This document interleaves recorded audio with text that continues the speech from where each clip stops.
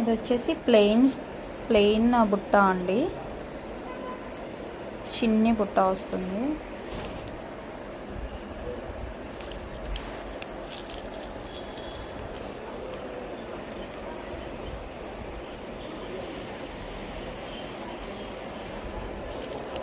ఎటువంటి స్టోన్ లేకుండా ప్లెయిన్గా వస్తుంది. ఇది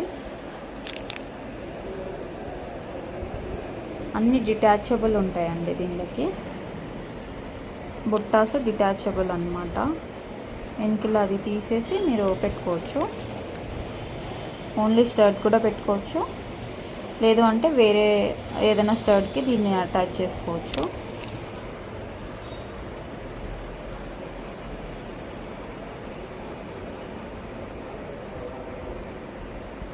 ఇది కూడా చాలా అంటే చాలా బాగుంటుందండి.